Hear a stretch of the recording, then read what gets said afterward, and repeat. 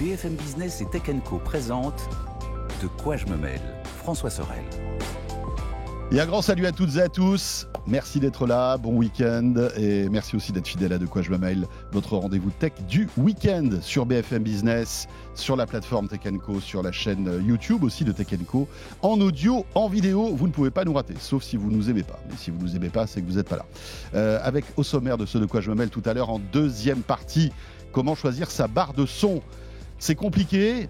Il y a beaucoup de modèles, beaucoup de marques, les prix aussi font le grand écart. Lionel Costa, le responsable du labo Fnac, nous dira comment choisir sa barre de son avec en plus des modèles bien précis qu'il a sélectionnés pour nous. Je vous rappelle le hashtag DQJMM, je vous rappelle aussi que si vous nous écoutez en podcast, vous aurez évidemment droit à votre module bonus à la fin de cette émission. Merci d'être là et bienvenue à vous toutes et à vous tous.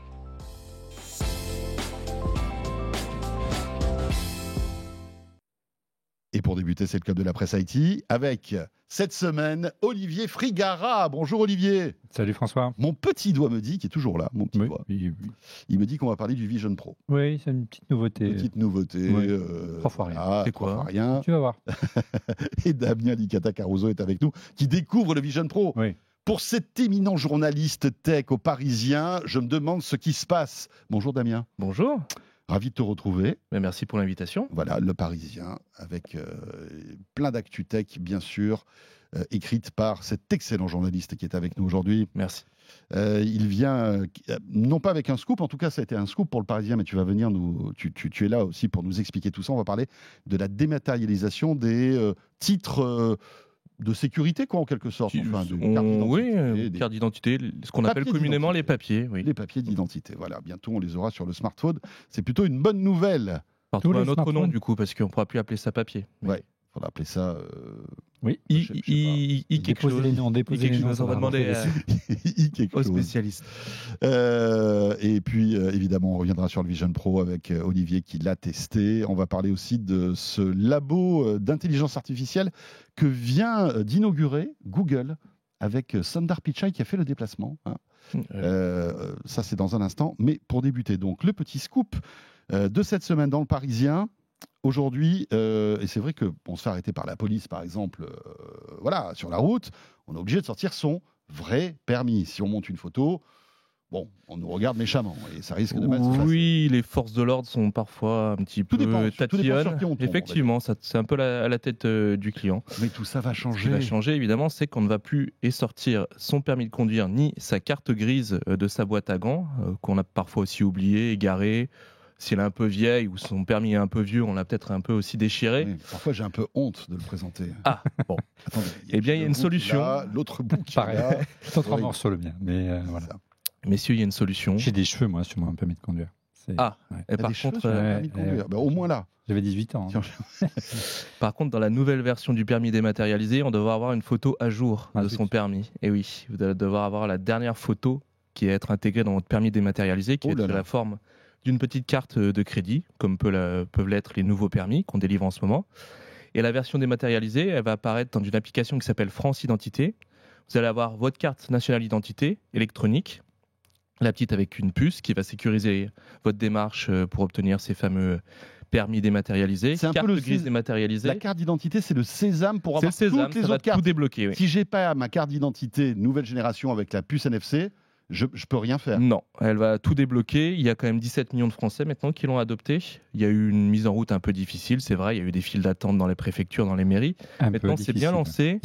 Un petit peu. Je l'ai pas, moi, tiens. Vous l'avez, vous, la carte Je l'ai pas encore, numérique? Non, j'ai encore l'ancienne qui prend trop de place. Ce qui est embêtant, c'est qu'il faut aller toujours. Il faut aller dans la mairie. Il faut le faire une bonne fois pour toutes. En fait, vous allez dans la mairie, vous allez aussi authentifier votre carte, c'est-à-dire que vous allez donner vos empreintes digitales. Ouais. Vous le faites une bonne fois pour toutes. La carte est sécurisée et ensuite, vous allez pouvoir débloquer le permis, la carte grise d'ici la fin de l'année et bientôt l'attestation d'assurance. Ce qui est vraiment génial, c'est en cas de perte. Et même, vous l'avez oublié, vous allez prendre l'avion, vous l'avez oublié, vous sortez. Alors, à la même valeur juridique. Ouais. Attends. Ça, c'est intéressant ce que tu dis. Et oui, vous allez à l'aéroport, vous faites un vol intra-européen, vous l'avez oublié, vous la sortez, alors à la même valeur juridique, une vraie carte d'identité. Donc, si tu perds tes papiers, ou même tu perds ton téléphone... Non, mais tu as oublié tes papiers, tu es à l'aéroport. Ce qui arrive. Tout le temps. Pour l'Europe ou que la France? Que pour l'Europe, ça sera une carte d'identité qui sera reconnue comme la vraie carte d'identité, donc elle est reconnue au niveau européen, la carte d'identité. Mais par exemple, je te pose une question, tu n'as peut-être pas la réponse. Je fais un Paris-Berlin, Berlin-Paris. Oui. J'ai pas ma carte d'identité physique. Je la présente pour partir. Ça va beaucoup dépendre au début. Est-ce qu'à Berlin, ça marchera aussi? Pour revenir, ouais. C'est une excellente question, mais apparemment, il n'y aurait pas de problème de compatibilité européenne. J'ai coincé Damien Licata. Non, il n'y a absolument aucun problème de compatibilité européenne. Non, mais je pense que voilà. Parce que ils ont commencé à lancer ça au niveau européen, une espèce de convergence. Les travaux ont commencé l'été dernier pour délivrer un titre qui soit reconnu par toutes les autorités européennes, l'ensemble des 27. Ils ont réuni tout le monde à Paris l'année dernière. Et pour qu'il y ait une version virtuelle. Numérique plutôt, ils n'aiment pas trop le terme virtuel parce que ça fait un peu jouet, mais plutôt numérique de nos papiers d'identité, et on est en train de dématérialiser tout, mais il faut rassurer tout le monde sur ce point-là, même s'il y a beaucoup de gens fans de technologie dans l'audience, il y aura quand même encore en parallèle le vrai papier, on ne va pas s'en débarrasser tout de suite. Mais on ne sera plus obligé de l'avoir sur nous. Non, pour être identifié on aura une copie par les forces de l'ordre. On aura une copie qui ne sera pas une photocopie ou un mail ou un PDF, on aura une copie conforme, sécurisée, authentifiée. Comment tu expliques cette accélération soudaine? On sait qu'on était plutôt en la traîne en matière de numérisation, tout le monde en Europe montrait du doigt la Lituanie, tout d'un coup... il y a cette accélération, c'est une volonté de faire des économies concrètement ou c'est peut-être sécuriser encore plus? Il y a ça encore plus, et puis ça ouvre surtout de nouveaux droits, de nouvelles démarches. Typiquement la procuration en ligne, la plainte en ligne, tous ces services qu'on pouvait faire en dehors des commissariats. Là, on va avoir un moyen très sûr de les faire à distance. Et ça ouvre quand même un champ des possibles qui était pas envisageable encore avant le Covid. Ouais, c'est clair. La petite question, est-ce que le passeport va aussi passer en digital? C'est une bonne question, mais là je pense que c'est encore plus compliqué parce qu'il faut être dans les standards internationaux. Européens encore, on peut s'accorder à 27, mais s'accorder au niveau... Mais il y a quand même une entente internationale puisqu'on a tous une puce dans le passeport qui te permet Après, il faudrait qu'il y ait un seul standard de sécurisation de ces documents qui soit numérisé. Et là, c'est des discussions qui se jouent à des niveaux...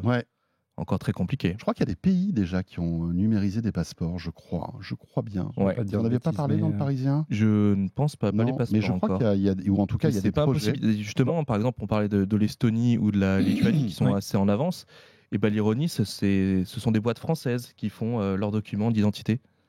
Donc on a les capacités en France technologiques. On est excellent dans la faisabilité de la technologie. Des boîtes dont j'ai atterré le nom, mais qui sont capables de faire des documents ultra sécurisés pour d'autres pays avec un niveau d'efficacité. Et en fait, ils ont même carrément créé des usines dans ce pays, dans l'Estonie en l'occurrence. Et c'est absolument infalsifiable aujourd'hui ce type de document? Il y aura toujours des gens qui vont essayer, mais il faut qu'il y ait aussi à la fois une sécurisation physique, mais derrière, il faut qu'il y ait tout le back-office pour sécuriser ça. Damien, petite question concrète. Comment alors j'installe ça sur mon téléphone. C'est via une appli. Oui. France Identité. France Identité, d'accord. Il y aura tout stocké. Tous mes papiers seront stockés dans cette appli. Oui. Ça sera pas. Et comment je le déverrouille? Il suffit que je lance l'appli pour avoir les papiers. Il faudra lancer l'application. Il y a un code, il y a un Face ID, il y a des choses comme ça ou pas? Manière de sécuriser. Non, a priori, il n'y a pas de code. Ce sera le même code Face ID qui déverrouille l'iPhone comme si c'était une application comme une autre. C'est un iPhone. C'est un iPhone. Après, je prends ma paroisse. Mais de temps à autre, il faudra quand même repasser sa carte, sa CNIE, la carte nationale d'identité électronique, derrière la puce NFC pour pouvoir réactiver des démarches. Typiquement, je veux faire un certificat pour mon assureur, je veux une carte d'identité sécurisée, une copie de ma carte d'identité sécurisée en PDF. Je dois devoir quand même déverrouiller l'application avec ma CNIE. C'est pour ça qu'il faut toujours l'avoir quand même à portée. D'accord. C'est vraiment le sésame qui débloque tout. Oui, ça va permettre en fait d'authentifier une démarche. À chaque fois. Okay. Si on paye avec son téléphone en fait. Donc et là, je prends quoi? Je prends ma carte, je la pose sur mon téléphone. De toute façon, l'application va vous le demander. À un moment, l'application va vous dire, vous voulez éditer un nouveau document, il faut quand même que vous sécurisiez ce document parce que ça va éditer un QR code qui sera lisible par l'administration ou par exemple un assureur, une agence de location de voiture. Il y aura plusieurs scénarios comme ça. Dans tous les cas, il faudra que ce soit sécurisé. Donc, ce sera toujours la CNIE derrière. Et tu me vois venir, hein, j'ai une pomme qui est gravée sur mon bras gauche. On sait que les GAFAM et Apple en particulier veut développer son propre standard avec son propre wallet de chez Apple. Aujourd'hui, on a déjà nos cartes de paiement, des choses comme ça. Tout à fait. C'est déjà le cas aussi aux États-Unis sur les permis de conduire. On peut mettre les permis de conduire aux États-Unis. Dans le wallet d'Apple, effectivement. Quid de la France alors? Le ministère de l'Intérieur nous a clairement indiqué qu'ils n'avaient aucune velléité de laisser les fonctions régaliennes à un GAFAM. Okay. La carte d'identité est suffisamment sensible pour qu'on la mette dans un wallet. Ça n'arrivera pas ni chez Android ni chez iOS. Ils vont quand même garder le contrôle de une app dédiée qu'il faudra lancer. Tout à fait, une app dédiée qui sera développée et sécurisée par l'État français. Parce que le DMA est passé par là. Apple autorise des choses qu'on ne pouvait pas faire avec le wallet. Là, enfin, ça va arriver en mars. Ils ont un peu déverrouillé le NFC. Ils ont un peu déverrouillé le NFC. C'est vrai que finalement, avoir une enclave commune pour tous nos papiers d'identité, alors même si c'est américain, etc., ça aurait été plutôt sympa, quoi. Parce que là, il faut lancer l'appli, etc., etc. Bon, c'est la collecte des données. Donc on peut comprendre qu'il y a de la souveraineté derrière tout ça et qu'on ne veut pas... C'est bien le moment de la mettre en avant, la souveraineté, pour le coup. On a réussi quand même à le développer nous-mêmes. Cela dit, c'est une enclave sécurisée. Même Apple n'a pas accès à ces données. Donc finalement, ce n'est qu'un outil, alors qui est américain, certes, mais qui... et une fois de plus, les données, vraiment, vont rester sur la puce de la carte. Elles ne sont pas stockées, hébergées dans le cloud. Non. Tout transite vraiment par la carte. Okay. C'est le seul moyen de sécuriser tout ça. Voilà pour donc cette actu que vous pouvez découvrir. Alors maintenant, ça a été repris par tous les grands médias, mais vous avez été les premiers à nous annoncer tout ça. Tout à fait. Aux Parisiens, Damien. Tiens, puisqu'on parlait d'Apple, belle transition. Hein, merci beaucoup à tous les deux. Le Vision Pro, on en a beaucoup parlé la semaine dernière dans Tech & Co, mais aussi dans De quoi je me mail, avec des démos qu'on a pu faire qui étaient franchement plutôt impressionnantes. Hein. On a réussi à voir ce que voyait la personne qui portait le masque sur l'antenne, et ça c'était cool. Olivier, bien sûr, en tant que, on va dire, ambassadeur Apple au niveau mondial, tu as enfin testé... En tant que grand-père du Mac. Tu as testé le Vision Pro. J'ai eu ce plaisir, oui. Et tu vas nous donner ton avis. Alors, je pense qu'il est enthousiaste. C'est un peu... Non, pas forcément. J'étais un peu sur la retenue au départ. C'est vrai ? On en avait déjà discuté ensemble, François. Quand on a vu en juin dernier la conférence des développeurs d'Apple à Cupertino, on a vu le lancement de ce produit qui était très spectaculaire, mais c'était que des images en 3D. C'était hyper fluide. C'était vraiment on a l'impression de voir un film hollywoodien, et on savait bien que les premières versions des produits d'Apple, c'est souvent des versions alpha ou bêta, et on s'attendait à ce que ce soit pas aussi bien, qu'il y ait des ralentissements, qu'il n'y ait pas cet effet WA qu'on n'a pas ressenti depuis très longtemps, depuis que Steve Jobs a quitté le navire. Il y avait beaucoup d'attentes sur ce produit. Voilà. Donc moi je suis arrivé avec retenue, et puis avec un a priori sur l'idée de la réalité virtuelle, même si c'est un casque de réalité mixte, de se dire on va s'isoler, c'était pas forcément dans mes gènes. Puis je l'ai mis, et là j'ai pris une gifle, je te dis même pas. Hein. Il est retombé amoureux. Écoute, moi si j'ai une analogie à trouver, j'ai eu le même sentiment la semaine dernière lorsque j'ai porté pour la première fois l'Apple Vision Pro, que le jour où j'ai essayé pour la première fois un Mac avec une interface graphique et une souris, où on est passé d'un PC, d'un DOS et du terminal à un univers tout à fait différent, avec une souris et une interface. Donc une ergonomie totalement repensée. À l'époque, j'ai pris conscience qu'il y avait une nouvelle manière d'appréhender, entre guillemets, l'informatique, même si le terme aujourd'hui est un peu désuet, une nouvelle manière de travailler, une nouvelle manière de se divertir, et une nouvelle manière d'inclure le numérique dans notre quotidien. Et ça, c'est très intéressant. L'enjeu maintenant pour Apple, c'est de convaincre le grand public de l'adopter avec un prix plus raisonnable. Mais pour s'en rendre compte, il faut le porter. Et c'est vraiment... J'ai eu un effet waouh, terrible. Damien, tu l'as testé ou pas, le Vision Pro ? Je l'avais testé effectivement en juin, à l'époque où on était encore vraiment aux prémices de tout ça.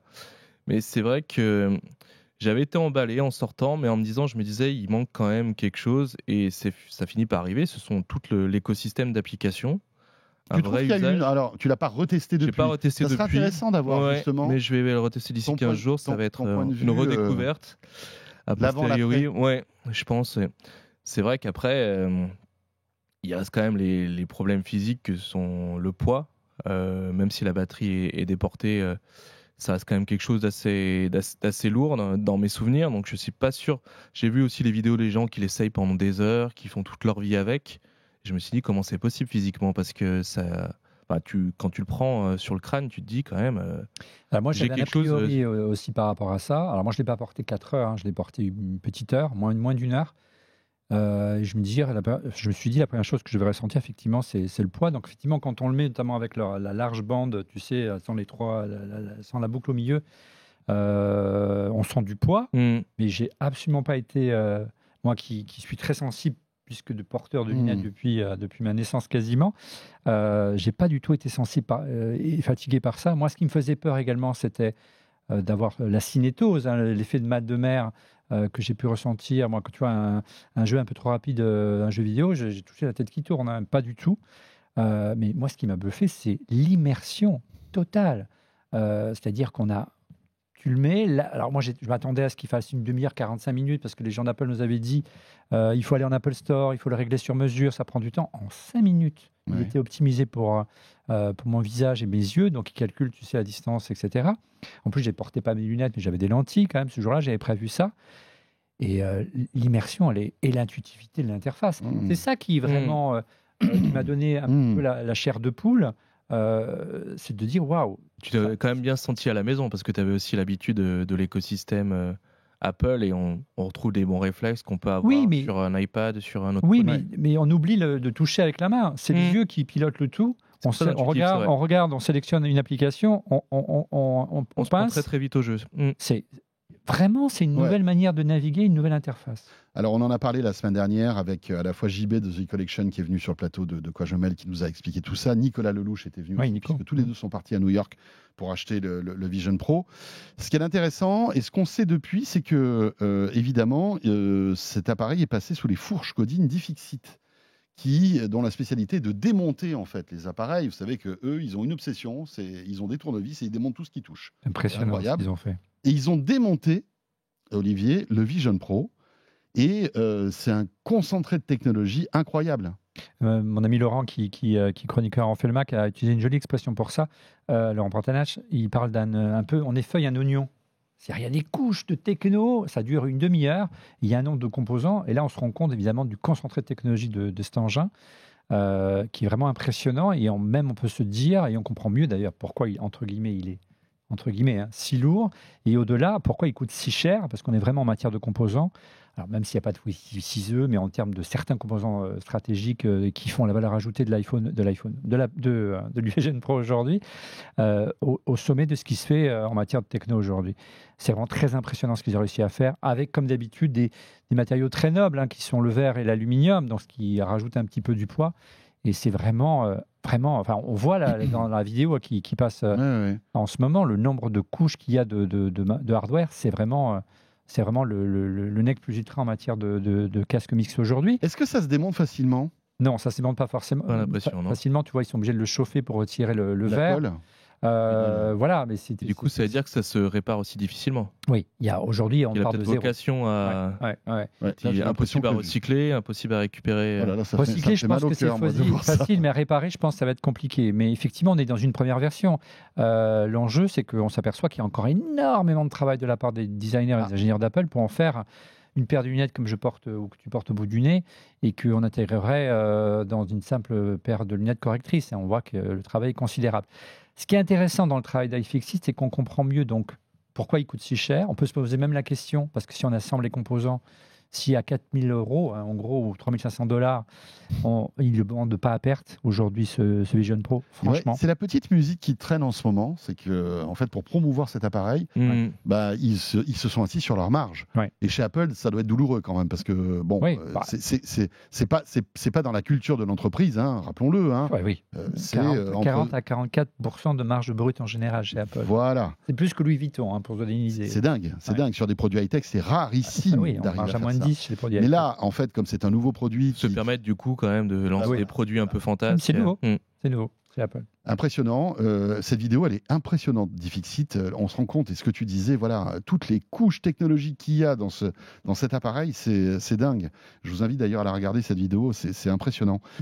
Ce qui est aussi, on va dire, impressionnant, c'est la qualité des écrans. Ouais. Ifixit les montre à un moment donné d'ailleurs. C'est de la 4K. Ouais. Je crois qu'ils sont fabriqués par Sony, ou en tout cas mis au point par Sony, ces écrans-là. Ouais.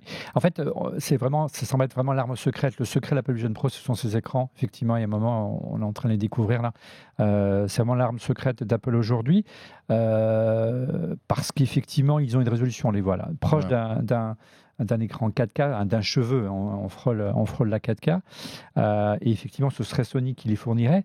Ce qui est intéressant, c'est que, au-delà des écrans et de la résolution, c'est que pour pouvoir arriver, c'est leur densité de pixels. C'est-à-dire, on arrive, j'ai noté, je vais essayer de vous retrouver le nombre, 23 millions de pixels dans cet écran. C'est une finesse de pixels de 7,5 microns. C'est un globule rouge. Voilà, c'est-à-dire quand vous portez, et c'est ça qui m'a vraiment impressionné, c'est que j'ai pas vu le moindre pixel. Tout le monde l'a dit. On a l'impression de ne pas être dans un univers virtuel. C'est-à-dire qu'on a vraiment l'impression, quand on regarde un film, d'être au cinéma. Voilà. Et on a vraiment une sensation de projection d'image. Voilà, tu arriverais à 3386 ppp, les fameux ppp, tu sais, les écrans Retina chez Apple. 3386, jamais des écrans ont atteint une telle résolution. À titre de comparaison, un iPhone 15 Pro, aujourd'hui, c'est 460 ppp. Donc on arrive à une finesse considérable. Et pour arriver à cela, et c'est là où c'est intéressant, je ne sais pas comment iFixit a eu cette info, puisque c'est iFixit qui la raconte dans sa vidéo, c'est que certes, c'est un écran Apple, un écran Sony, pardon, mais pour y parvenir, ils auraient utilisé un substrat pour la fabrication qui viendrait de TSMC. En clair, c'est TSMC qui permettrait d'arriver à cette densité de pixels. Donc, c'est une association Sony-TSMC. Donc, ça veut dire que demain, si je suis Meta, je suis Google, je veux faire un casque équivalent, j'appelle Sony, je n'aurai pas forcément les mêmes écrans. Ça veut dire qu'encore une fois, et c'est chaque fois qu'Apple lance un produit, non seulement ils trouvent le composant maître dont ils sont pas forcément propriétaires, ils n'ont pas forcément la paternité, mais ils arrivent à avoir l'exclusivité de la production pendant un temps. Et on peut... Pendant longtemps, ça a été les écrans multipoints pour l'iPhone, puisque la concurrence n'avait pas accès, il n'y avait pas assez de production. L'iPod, souviens-toi, c'était le disque dur qui était tellement compact que voilà, les concurrents ne pouvaient pas l'avoir parce qu'ils avaient acheté toute la production mondiale. Là, ce sera encore un avantage que se garderait dans la manche Tim Cook.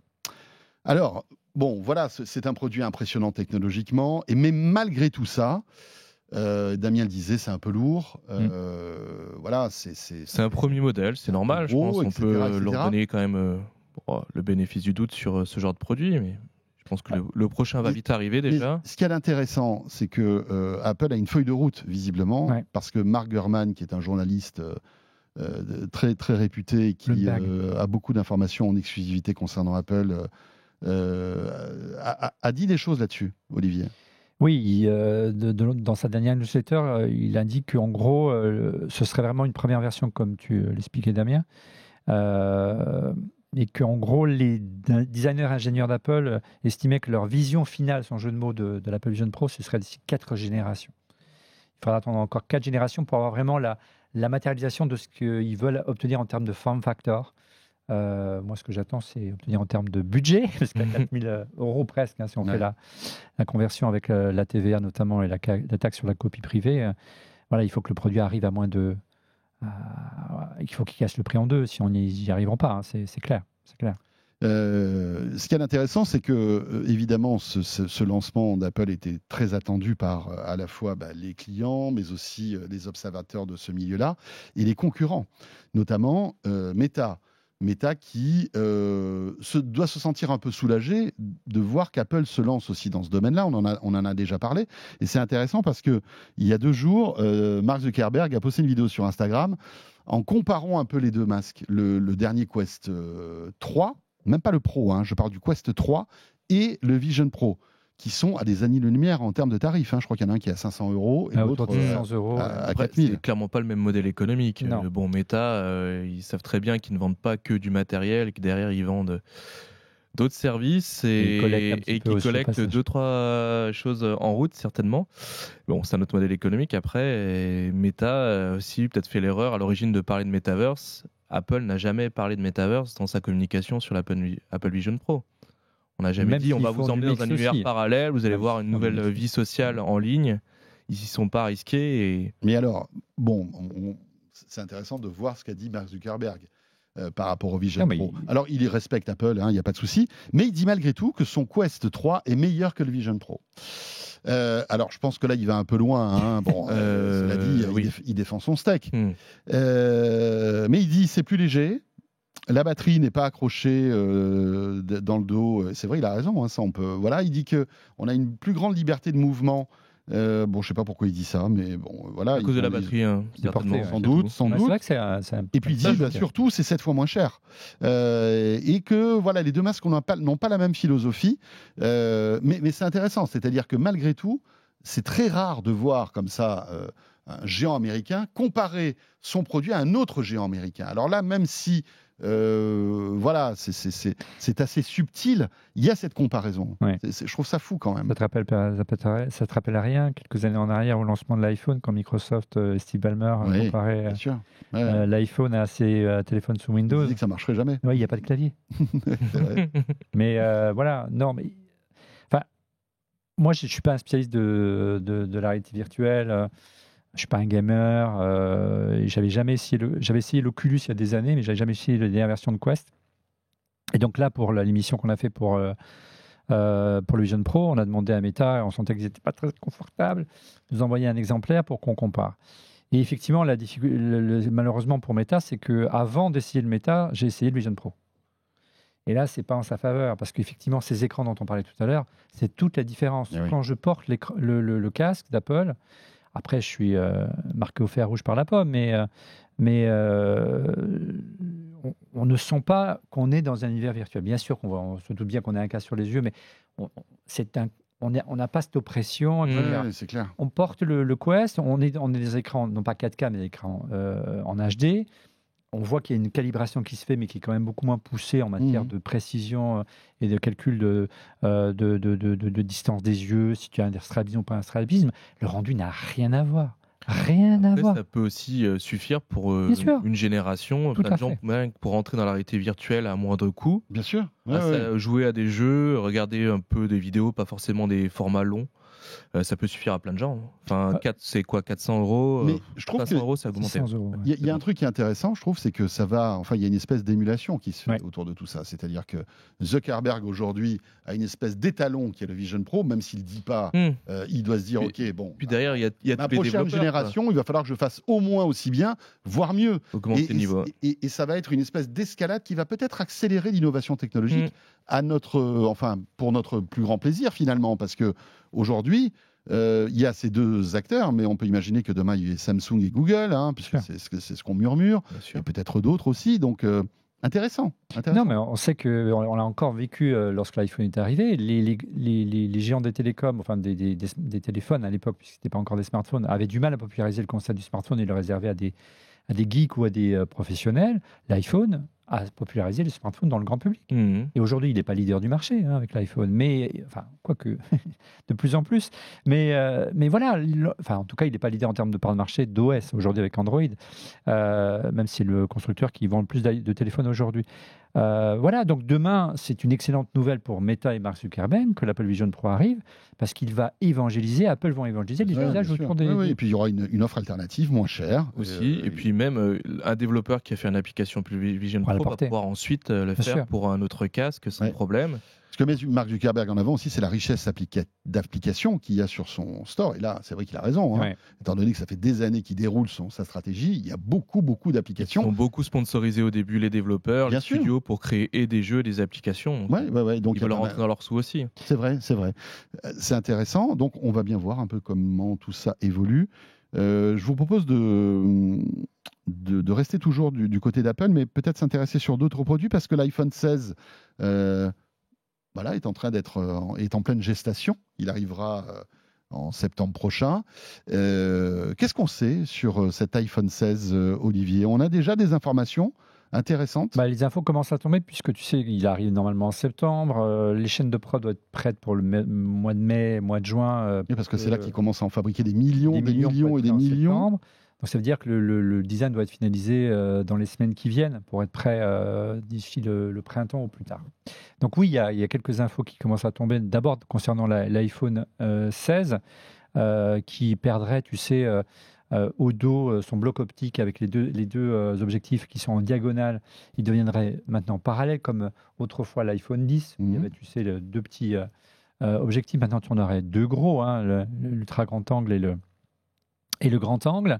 Pourquoi il ferait ça ? Justement par rapport au Vision Pro, parce qu'on sait que sur l'iPhone 15 Pro Max et sur l'iPhone 15 aujourd'hui, il est possible, grâce à la disposition de ces caméras, de prendre des vidéos en 360 façon et alimenter le Vision Pro. C'est pas possible sur le 15 parce qu'il est forcément avec ses objectifs en diagonale. C'est que le 15 Pro et le 15 Pro Max. Oui, aujourd'hui c'est que le 15 Pro et le 15 Pro Max.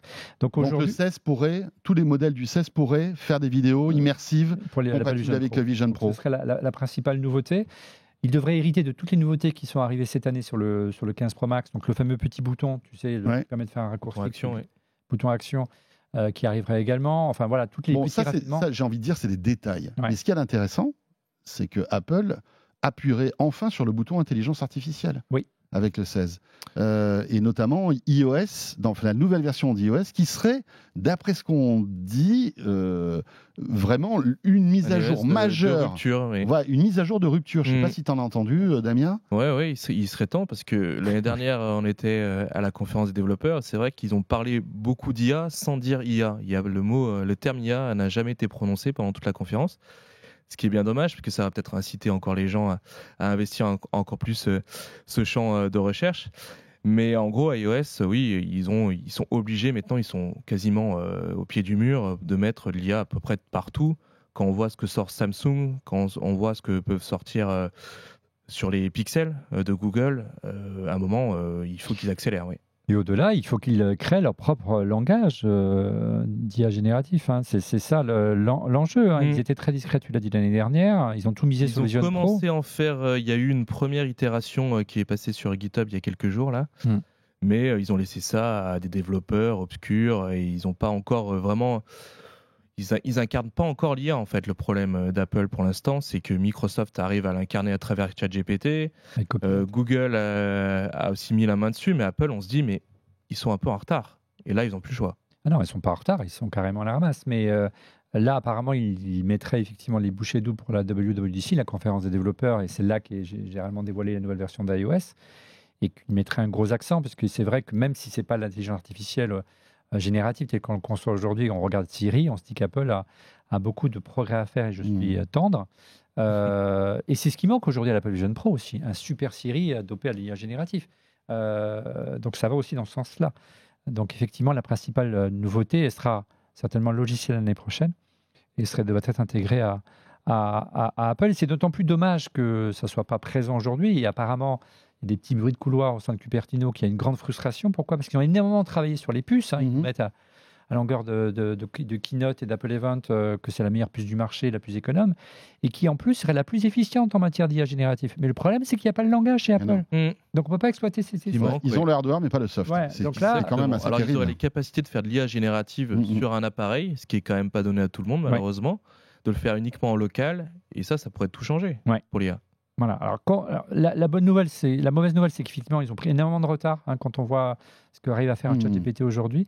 Par contre, quand on voit le retard qui a été comblé par Mistral en quelques mois, on peut se dire qu'Apple n'est pas complètement dépassé. Et quand on voit les moyens financiers qu'ils ont, on se dit on va voir. J'ai hâte d'être au mois de juin en tout cas. Ouais, la WWDC va être sans doute très intéressante. On peut acheter quelques startups en attendant et les intégrer facilement. Oui, bien sûr. Embaucher quelques Français d'ici ou de là. Et puis je ne sais pas si vous avez vu, donc Apple s'intéresserait, pour rester toujours sur le registre de l'iPhone, s'intéresserait au téléphone pliable.